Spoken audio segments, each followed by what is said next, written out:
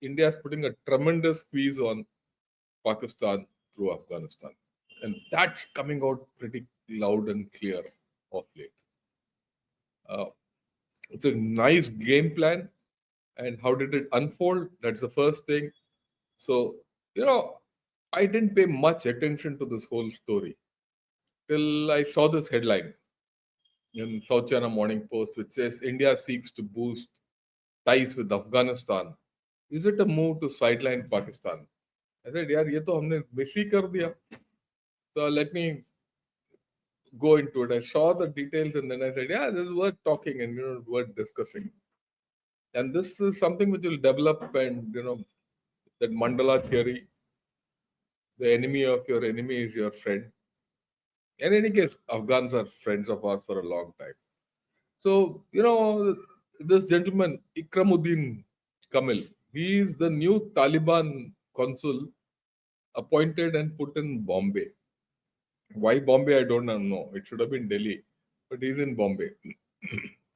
Interestingly, this gentleman has concluded his doctorate, from South Asia University. Where is South Asia University? In, what's that, Chanakyapuri. And he got it on complete scholarship from MEA. Matlab Indian plant. So first and foremost, why do you want a guy like this? So you need to improve relations. Taliban wants to have an official presence in Delhi. We don't recognize it, but it's good to open such things so that you open relationship with the country, not the government. The government, you have to deal with it anyway. And that's what my old friend Bipin Rawat once said in public. And, this is the meeting between our joint secretary who had gone to Afghanistan earlier in the year and one of their ministers.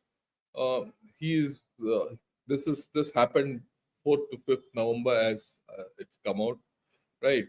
And he met their defense minister, Mullah Muhammad Yaqub, this guy. He also met Hamid Karzai. Okay. He also met Mutaki. Mutaki is their foreign minister. And he met all the heads of the UN agencies in Kabul. So far we know that China has recognized the Taliban regime, government, and they've sent to put a ambassador there. In fact, China put an ambassador in Afghanistan before they sent one to India also. So it's good to open up relations so that the whole thing is not lopsided. Okay. Then they discussed the use of Chabahar port. So a lot of our talk today is going to be on Chabahar port. That's in Iran. Why do you want it? You need for trade and humanitarian assistance. A lot of wheat was sent through Chabahar as financial assistance. We didn't send it through Pakistan because Pakistan didn't allow us to send it. So this is the whole story.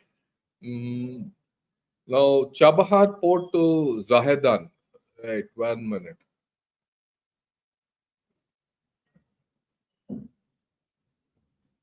Yeah.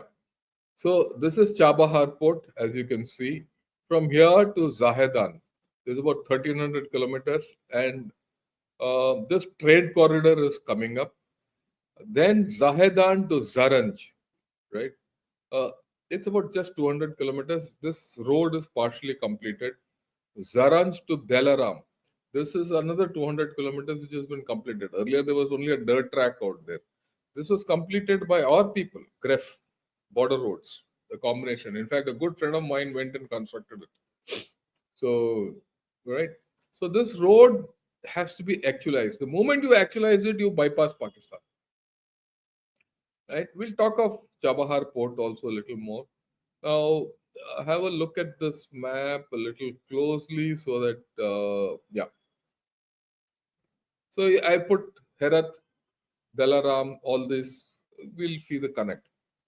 Now, the first thing is to connect Mumbai through Chabahar to Zaranj, which I've shown. Zaranj is almost a border town. It's in fact a little inside Afghanistan. What happens then is you bypass Gwadar completely. And then this goes to Delaram. From Delaram, you can go through Herat and straight into Central Asia. You don't even have to go to Kabul. So this opens that corridor. And right. And this is the north-south, international north-south corridor, where the connectivity is between India and Moscow, right up to St. Petersburg. So the road connectivity is through India. I mean, I wouldn't say road, from India to Bandar Abbas by port, from there through Iran, Baku, that is, and right, Astrakhan, uh, that's Georgia, Moscow, and on to St. Petersburg. And the um, sea route is through Bab el Mandab, Red Sea, Suez Canal, Mediterranean, and you go through the North Sea and the Baltic to St. Petersburg. While the sea route is now choked, no, because of that Red Sea not being used and all, so we're having problems. So it's good to open this up, and this also is not taken off very well. Now the whole story is that if you have this road going, okay, through Delaram to Herat and further on, then you avoid this route, and the one to the north goes the red one, which uh, is the new bypass or the new corridor which will come up, will give connect to Central Asian republics, which we need badly. Okay, this is Chabahar port, pretty well developed. And what's so special about it?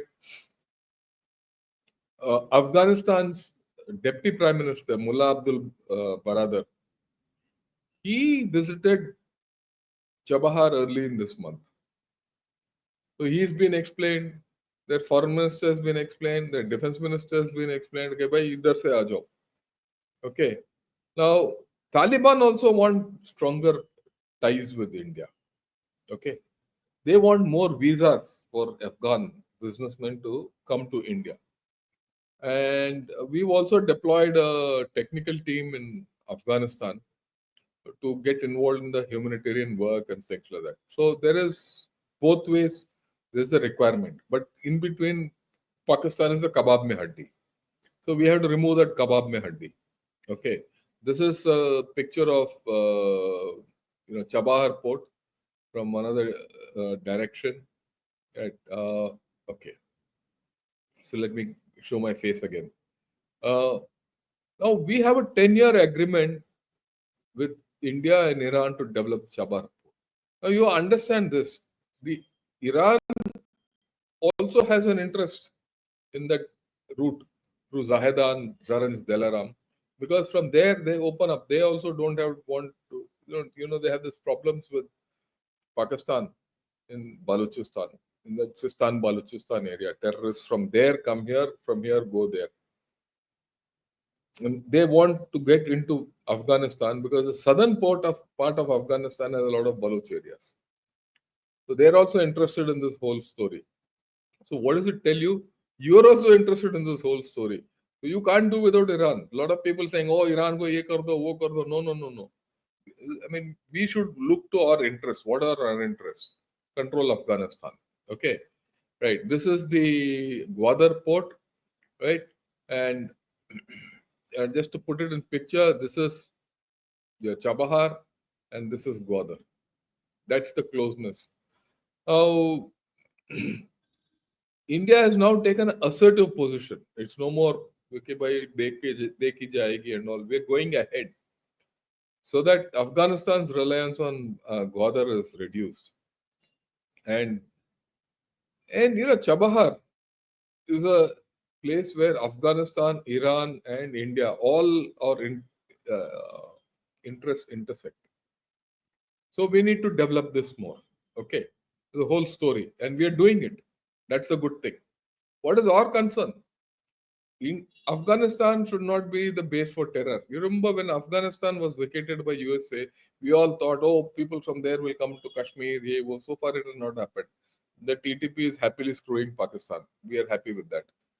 Okay, and we don't want that to go out of control. So if you are in, you're okay with Taliban in some manner, not give them recognition, but keep helping them, then they'll behave. If they behave, our terror from there will not come to our area. Then we need long-term goodwill with Afghanistan. I mean, that's very important. The people of Afghanistan look to India.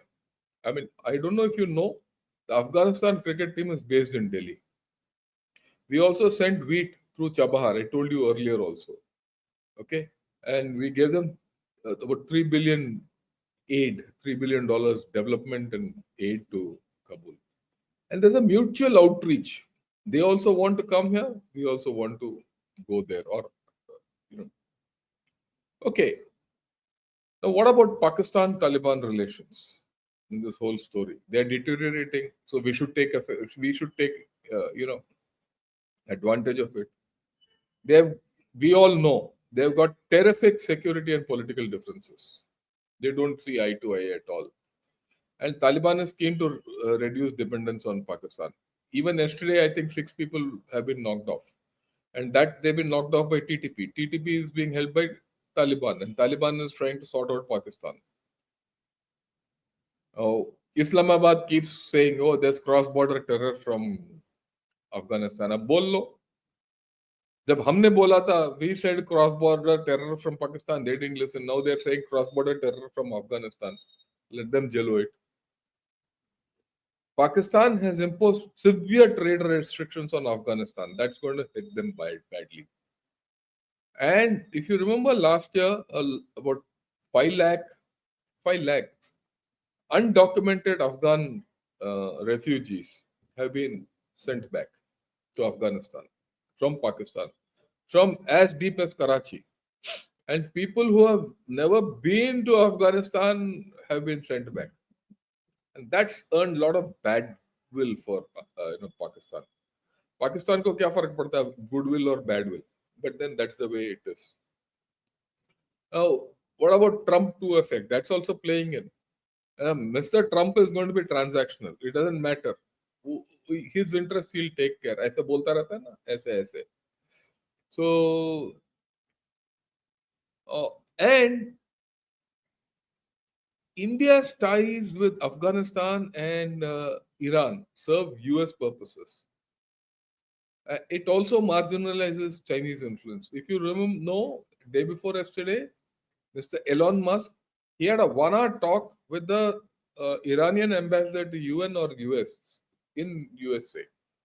So, वहाँ कुछ दाल पक रहा है. If there is something happening between Iran and USA, sooner or later they'll need India.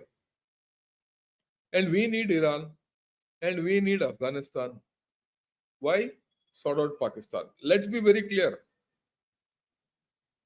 Enemy of your enemy is your friend.